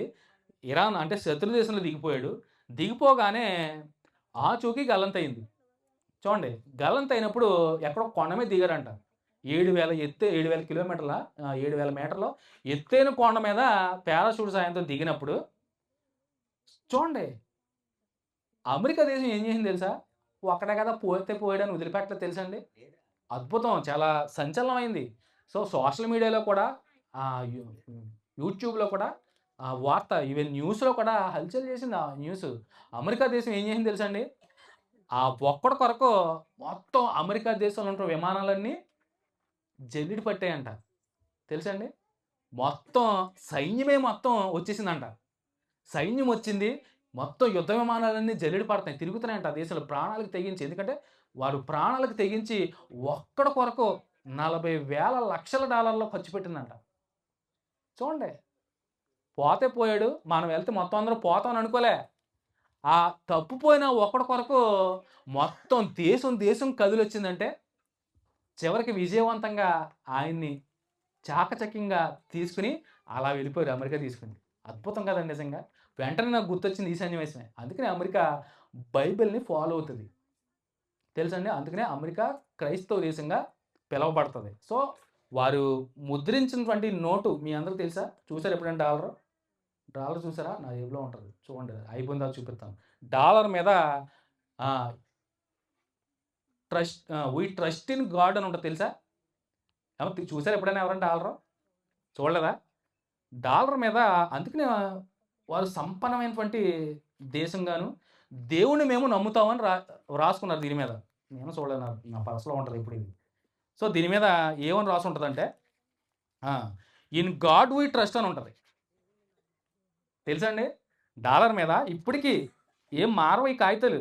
So, in God we trust అంటే మేము దేవుణ్ణి నమ్ముతాము. దేవునిపై అమితమైనటువంటి విశ్వాసం చూపిస్తాము. సో, దేవుని నమ్మినటువంటి దేశం అది. దేవుడు అందుకనే ప్రపంచ దేశాలన్నింటిలోనూ సంపన్నమైన దేశంగా ఆశీర్వదిస్తున్నాడంటే ఎంత గొప్ప అండి. ఆ డాలర్ మీద అలా ప్రింట్ చేసుకున్నారు. ఇన్ గాడ్ వి ట్రస్ట్ అంటే అద్భుతం కదా అసల. నాకు ఇదే గుర్తొచ్చింది. ఆ తప్పిపోయిన ఒక సైనికుడు చచ్చిపోయాడని విడిచిపెట్టలే. ఎంతో ఆతృతతో మొత్తం దేశమంతా కదిలొచ్చి వెతికి ప్రాణాలతో అలా తీసుకెళ్ళిపోయిందంటే అందరూ చనిపోయారు అనుకున్నారంట. ఈవెన్ శత్రు దేశం కూడా మొక్కడేసుకు వాళ్ళు ఖచ్చితంగా ఆడి కోసం వస్తారు. మనం ఇచ్చేద్దాం అంటే వారిని డైవర్ట్ చేసి పలానా దారిలో వస్తున్నారని వాళ్ళని డైవర్ట్ చేసి ఆ తప్పిపోయిన ఒక్క సైనికుడి కోసం వేరే దారులు వచ్చి అలా తీసుకెళ్ళిపోయారు. అద్భుతం అండి. అసలు ఆషామాషి అనుకున్నారా? దానికి ఖర్చు పెట్టినటువంటి డబ్బు ఎన్ని లక్షల డాలర్లు అంట. చాలా అసల. ఈవెన్ ఆ డబ్బుతో అంటండి ఒక 1000 యుద్ధ విమానాలు తయారు చేయొచ్చంట. ఒక్క ప్రాణం అంటే వాళ్ళు ఎంత అమితంగా దేవుని వాక్యాన్ని ఫాలో అవుతారంటే అందుకనే ఆయన నోటి మీద ముద్రించుకున్నారు. ఇన్ గాడ్ వి ట్రస్ట్ అని. అద్భుతం కదండి ఇది నిజంగానే. సో తప్పిపోతున్న నీ కొరకు నా కొరకే కదా ఆయన వచ్చింది. ప్రభువైన యేసుక్రీస్తు వారు మనల్ని రక్షించుకోవడానికి లోకరక్షకుడిగా వచ్చింది. సో కానీ మనం ఏం చేస్తున్నాం? ఆయన ఎరుగుతున్నామా? ఆయన ఎరగడమే కాదు కదా, ఆయన ఎడల కృతజ్ఞతా భావం కలిగి ఉన్నామా? అయ్యే నా కొరకు ప్రభువైన యేసుక్రీస్తు వారు రక్తం ధారపోశారు, సిలువపై మరణించారు, 2 చేతులు మేకులు తెగేసుకున్నారు, అరికాలు 2 మేకు దిగ్గొట్టబడింది, ఎంత శ్రమ పడ్డారో, ఎంత అవమాన భారాన్ని భరించారు. అదంతా నాకు రావాల్సిందే కదా, అదంతా నేను పొందుకోవాల్సిందే కదా. కానీ నా బదులు ప్రభువైన యేసుక్రీస్తు వారు అనుభవించారే. ఎంత ఘోర పాపిని నేను. ఈ బ్రతుకు నాకు వద్దు, బ్రతుకుటి క్రీస్తే, ఇంకా చావైతే లాభం అనాలే. కానీ మనం అలా ఉంటున్నామా? ఎక్కడ? ఏటేటా సంవత్సరం 40 రోజులు భక్తి శ్రద్ధలతో సంతోషం. కానీ ప్రతినిత్యం అనునిత్యం కూడా ఆయన మరణ త్యాగాన్ని జ్ఞాపకం చేసుకోవాలి. పర్మనెంట్ చేయకూడదండి. అది ఆచార భక్తి అవుతుంది. కానీ ఆచార భక్తిని దేవాదేవుడు ఎంత మాత్రం కూడా అంగీకరించడు. మాట్లాడుకున్నారా? ఆయన కుమారుని, అద్వితీయ కుమారుని, ఏకైక కుమారుని నీ కొరకు ఈ లోకానికి తీసుకొచ్చి నిన్ను బ్రతికించుకోవడానికి ఆయన కుమారునే మానం గావిస్తే మనం ఎంత ఈజీగా తీసుకున్నాం అసలు. అవునా? మనం ఎంత ఈజీగా తీసుకున్నామండి, ఎంత జోక్గా తీసుకున్నాం ప్రభువైన క్రీస్తు వారి త్యాగాన్ని, మరణ త్యాగాన్ని, ఆయన పునరుత్థానాన్ని. ఈరోజు స్థానిక సంఘంలో అదే మెసేజ్. రక్షణ పొందుకున్న వారు తప్పిపోతే నీ పరిస్థితి ఏంటి? ఈరోజు వాక్యం అదే మా స్థానిక సంఘంలో. రక్షింపబడిన నీవు తప్పిపోతే అంటే పాపపు స్థితిని విడిచిపెట్టి క్రీస్తును అంగీకరించి విశ్వాసం ఉంచి రక్షణ పొందుకున్న నీవు మరలా నువ్వు నీ పాతరోత జీవితంలోకి వెళ్ళిపోతే నీ పరిస్థితి ఏంటి? ఈరోజు టాపిక్ అదే. ఏంటంట? ఏం చెప్పాను? వాక్యానుసారంగా ఏం చెప్పాను? మరలా నువ్వు తిప్పి వెళ్ళిపోతే క్రీస్తుని ఏం చేస్తున్నావంట? నువ్వు మరలా బాహాటంగా సిలువుకి అప్పగిస్తున్నావు, మరలా నువ్వు సిలువుకి ఎక్కిస్తున్నావు, మరలా నువ్వు ఆయన్ని అవమానిస్తున్నావు. సో రక్షణ పొందుకున్న వారు అంటే క్రీస్తుని అంగీకరించిన వారందరూ కూడా మరణ పర్యంతం వరకు నమ్మకంగా జీవించాలి. ఆయన కొరకు బ్రతకాలి, ఆయన కొరకే జీవించాలి. బ్రతుకుట క్రీస్తే. ఇంకా జీవించేవాడును నేను కాదు, క్రీస్తే నా యందు నివసిస్తున్నాడు, జీవిస్తున్నాడు.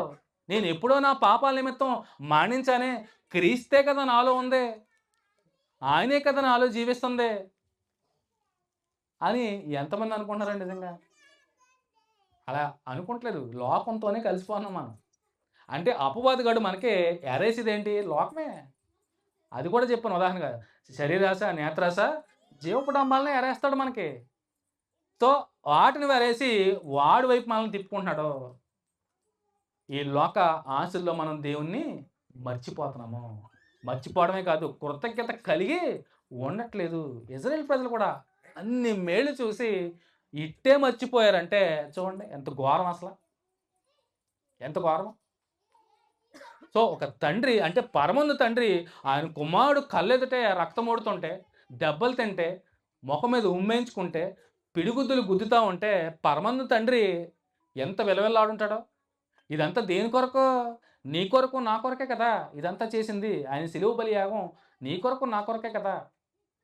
నిన్ను నీతిమంతుడిగా చేయడానికి, నిన్ను నిర్దోషిగా చేయడానికి, ఆయన స్థలంలో నిన్ను కూడా తీసుకువెళ్ళడానికే కదా ఇదంతా ఆయన తాపత్రయం.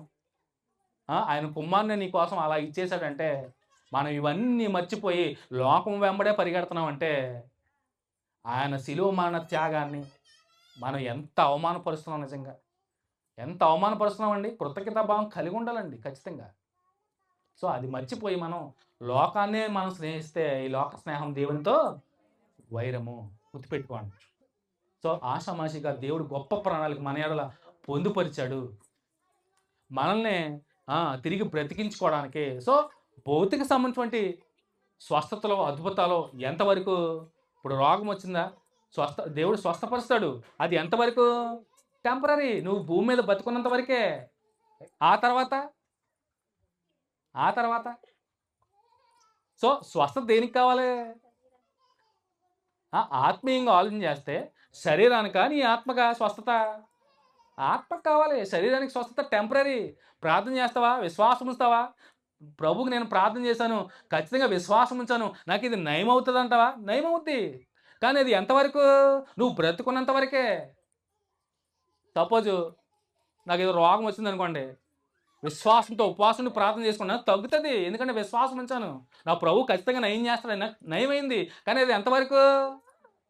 నేను బ్రతుకున్నంత వరకే. నేను మరణించిన తర్వాత స్వస్థత దేనికి కావాలి? ఇంకా అవసరంలే. కానీ నీ ఆత్మకు కావాలి స్వస్థత. అర్థమవుతుందమ్మా? స్వస్థతలో అద్భుతాలు వెంబడి పరిగెట్టే వారందరికీ కూడా చెప్పేది ఇదే. నేను చాలామంది ఈ అద్భుతాలు సూచక్రియలు వెంటపడే అనవసరంగా డబ్బులు పోగొట్టుకున్నారు. అక్కడికి వెళ్ళి ఇక్కడికి వెళ్ళి ఆ నూనె బాటిల్ తెచ్చుకుని ఈ నూనె బాటిల్ తెచ్చుకుని ఎందుకు ప్రయాస? క్రీస్తుని కలిగి ఉన్నావు నువ్వు. చనిపోతే చనిపోతాం, చనిపోయామా క్రీస్తుతో కూడా ఉంటాం. అవునా? చనిపోయామా క్రీస్తుతో కూడా ఉంటాం, ఆయనతో సదాకాలం ఉంటాం. అక్కడ రోగాలు ఉండవు, వ్యాధి బాధలు ఉండవు, కష్టాలు ఉండవు, కన్నీళ్ళు ఉండవు, ఆకలి దప్పికలు ఉండవు. అలాంటి లేని ఆ స్థలంలో నేను ఉండబోతున్నానే. ఇంకా ఉంటే ఏంటి, పోతే ఏంటి? అలా ఉండాలి క్రైస్తవ విశ్వాసి. క్రైస్తవుడు మరణాన్ని చూసి భయపడేవాడు. క్రైస్తవుడు ఇతరులు భయపడతారు. మరణం అంటే అమ్మ బాబోయ్ అంటారు. ఎవరాళ్ళు? నిరీక్షణ లేని వారు. మనకి నిరీక్షణ ఉంది. ఆ నిరీక్షణే మన ప్రభు అయిన యేసుక్రీస్తు వారు. నా కోసం మరణించిన ప్రభు, నా కోసం తిరిగి లేచిన ప్రభు, నా కోసం తిరిగి లేచిన ప్రభు మరలా నా కోసమే తిరిగి వస్తున్నాడు. ఆయన కొరకు నేను ఎదురు చూడటమే కదా, నిరీక్షణ కలిగి ఉండడమే కదా క్రైస్తవ విశ్వాసి ఉండవలసింది. సో దయించి అద్భుతాలు వెంబడే, సూచక్రియలు వెంబడే వెళ్ళిపోయి అది పొందుకుంటాం, ఇది పొందుకుంటాం, ఇవన్నీ వృధా ప్రయాసండి. మీరు ఆ స్థిరమైనటువంటి దాన్ని సంపాదించుకోవడానికే ప్రయాసపడండి. ఈ లోకంలో ఈ భౌతిక సంబంధించిన అవసరాలు టెంపరరీ. నీకు ఇల్లు లేదా? ప్రార్థన చేయిస్తాడు, సంతోషం. కానీ అది శిథిలమైపోద్ది ఒకనొక దినాన్న. నీకు ఏమైనా లేదా? అవసరాలు అక్కర్లు ఉన్నాయా? తీరుస్తాడు. కానీ అవి టెంపరరీ. ప్రార్థన చేయండి, పొందుకోండి, కానీ అవన్నీ టెంపరరీ. కానీ స్థిరమైనటువంటిది పరలోకంలో ఉంది, దాన్ని స్వతంత్రించుకోండి. సో భౌతిక సంబంధించిన శరీరానికి కాదండి స్వస్థత. అది ఎంత అవసరమో నీ ఆత్మకి కావాలి స్వస్థత. అది ఏమైపోతుంది? బలహీనమైపోతుంది. నీ ఆత్మ బలహీనమైపోతుంది. అది బలం నొందుకోవాలంటే ఏ ఆహారము? వాక్యం అనే ఆహారము. అవునా? ఆత్మ సంబంధించిన ఆహారం అంటే బైబిల్ని రోజు చదవాలి. ఆత్మ సంబంధించిన ఆహారం కావాలి మనకి. భౌతిక సంబంధించిన ఆహారము దేహానికి అయితే, మరి ఆత్మకు కావాల్సింది వాక్యమే. ఆ వాక్యాన్ని ప్రతిదినము ధ్యానించుకోవాలి, చదువుకోవాలి.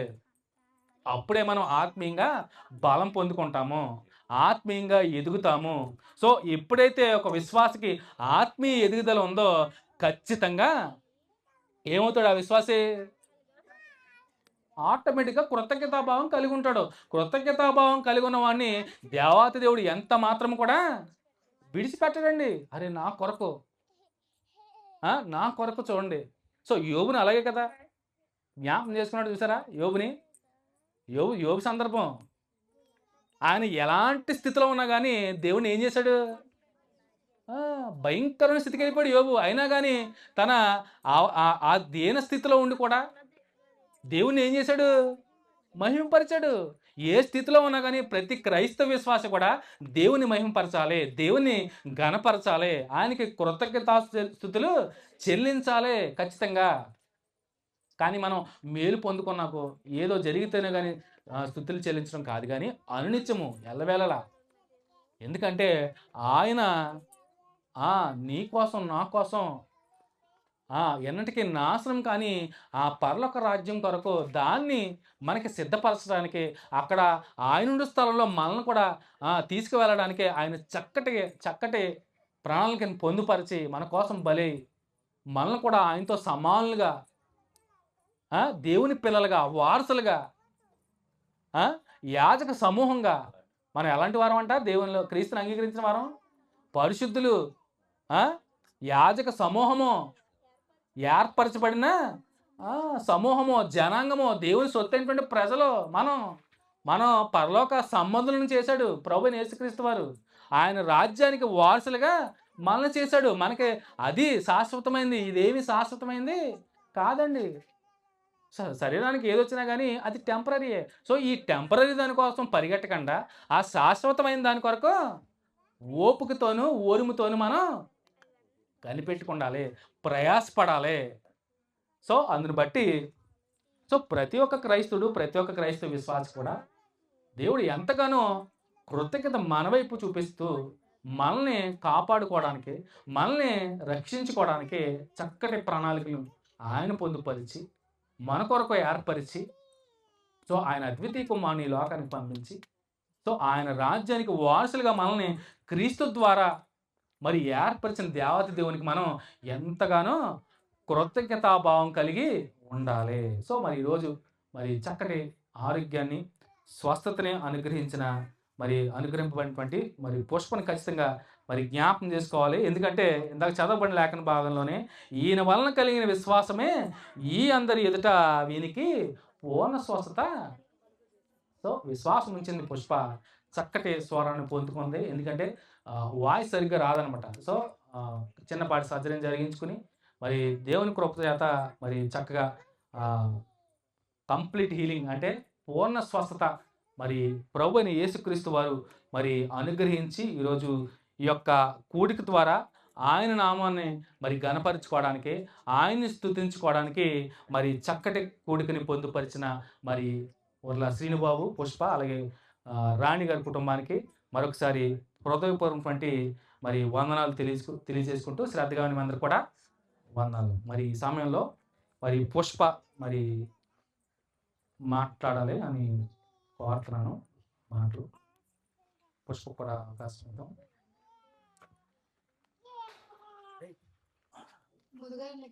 చూస్తావా పప్పులు ఆగేసావు మేడం. అందరూ చాలా మంది వచ్చారు, చాలా సంతోషం అనిపించింది. దేవుడికి ఎన్నో వందనాలు. నిజంగా కృతజ్ఞత చెల్లించే విషయంలో ఆయనకి మన జీవితం కూడా సరిపోదు. కృతజ్ఞతాస్తుతులు చెల్లించాలంటే ఒక దినము గడుస్తుంది, రాత్రి పడుకుని పొద్దులేసి చూస్తున్నాము, ఉదయాన్ని చూస్తున్నామంటే అది కేవలం దేవుని కృపే. ఒక 5,000 మన నోట్లోకి వెళ్తున్నాయన్నా, ఉదయాన్ని చూస్తున్న రోజులు, గడియలు, గంటలు మన ముందు నుంచి దొరికిపోతున్నాయి. అయినా మన సజీవంలో దేవుడు ఉంచాడంటే అది కేవలం దేవుని కృపే. మా జీవితం దేవుడు ఎన్నో అద్భుత కార్యాలు చేశాడు. ఆయనకి ఏమి ఇచ్చినా మేము రుణం తీర్చలేము. అందుకని ఈ కృప ఏర్పాటు చేసుకుని జరిగిందండి. మేము వచ్చి ఒక 1 year అవుతుంది మేము బయటకు వచ్చి. అయినా దేవుడు మమ్మల్ని విడిచిపెట్టలేదు. మనుషులు విడిచిపెట్టినప్పటికీ దేవుడు మమ్మల్ని విడిచిపెట్టలేదు. ఎన్నో శ్రమలు అనుభవించాం, ఎన్నో ఇబ్బందులు, చాలా స్ట్రగుల్స్ ఫేస్ చేసాం. అది ఫైనాన్షియల్గా ఏంటి, లేకపోతే ఆరోగ్యపరంగా నా బిడ్డ విషయంలో కూడా ఎన్నో ఇబ్బందులు గురయ్యాము. కానీ దేవుడు విడిచిపెట్టలేదు. ప్రార్థన కేవలం ప్రార్థన మాత్రమే. ఎందుకంటే నా బిడ్డ భవిష్యత్తు ప్రార్థనలో మాత్రమే కట్టబడాలి. అది నన్ను పక్క వాళ్ళు కానీ ఎవరైనా అడిగితే వచ్చేది కాదు. కానీ దేవుడు ఒక్కటే ఇస్తాడు. నా తల్లి నాకు ప్రార్థన ఒకటే నేర్పించింది. ఏదైనా సరే నాన్న అడగద్దు, దేవుడిని అడగమని చెప్పేది. అట్టిగా నా బిడ్డకి నేను అలాగే చెప్తాను. అట్టిగానే ప్రార్థనలో మాత్రం చాలా చాలా ఇదిగా ఉండేదానండి. ఇప్పుడు నా బిడ్డలాగా ఉంది అంటే అది కేవలం దేవుని కృపే. ప్రార్థనలో చాలా ఇదిగా అడిగేదాన్ని. తెల్లగట్లేసి నా భర్తకు కూడా తెలియదు నేను ఎప్పుడు ప్రార్థన చేసుకునేదాన్ని. నిజంగా నా ప్రార్థన బట్టి దేవుడు నువ్వు నా బిడ్డనే నా కుటుంబాన్ని ఇట్లా ఉంచాడు. అందుని బట్టి నిజంగా అండి. ఇంకా నేను చెప్పడానికి సమయం సరిపోయి చాలా సమయం అయిపోయింది కాబట్టి నా మాట మనించి వచ్చినందుకు మీ అందరికీ నా వందనాలండి.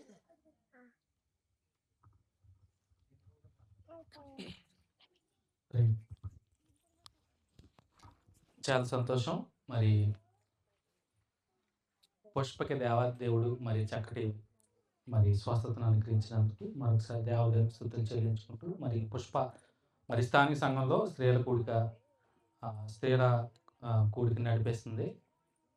కొన్ని దినాలు ఆ సర్జరీ నిమిత్తం బ్రేక్ ఇచ్చిన మిగతా సంఘంలో ప్రతి ఒక్కరు కూడా బోధకులు అవ్వాలనే మా స్థానిక సంఘ మరి ముఖ్య ఉద్దేశం. ఎందుకంటే దేవాదేవుడు కూడా అదే కోరుకున్నాడు.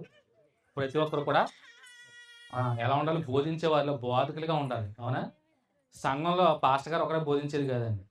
విశ్వాసులు కూడా బోధించే వారిలో ఉండాలి. క్రీస్తు సంఘంలో ఉన్న గొప్పతనం ఏంటంటే ప్రతి ఒక్కరు కూడా బోధకులు అయ్యే వాళ్ళని తయారు చేస్తాం ఖచ్చితంగా. ప్రతి ఒక్కరు, ఎందుకంటే సువార్త ప్రకటించే భారం అందరి మీద ఉంది. నీకు సువార్త అంటే తెలియనప్పుడు ఇంక ఇతరులకు ఏం చెప్తావు? ఏమి చెప్పలేము మనం. ప్రతి ఒక్క విశ్వాసి కూడా సువార్త అంటే మరణ సమాధి పునరుత్థానాన్ని ప్రకటించడమే, అంతే కదా. సో అది నీకు తెలియాలంటే ముందుగా నువ్వు ఒక బోధకుడిగా అవ్వాలి. నువ్వు బోధకురాలుగా నువ్వే అవ్వాలి. సో ఎప్పుడైతే అవుతావో అప్పుడు నువ్వు ఇతరులకే క్రీస్తు గురించి ఘనంగా చాటించగలిగే ఆస్కారం ఉంటుంది. సో ప్రతి ఒక్కరు కూడా ప్రయత్నం చేయండి. మా స్థానిక సంఘంలో చాలామంది స్త్రీలు చక్కగా వారే స్త్రీల కూడికి నడిపిస్తారు చక్కగా. సో అందుని బట్టి దేవునికి స్తోత్రం. మరి ముగింపు ప్రార్థన చేసుకున్నాం. ఇంకేమన్నా ఉంటే తెలియచేయండి.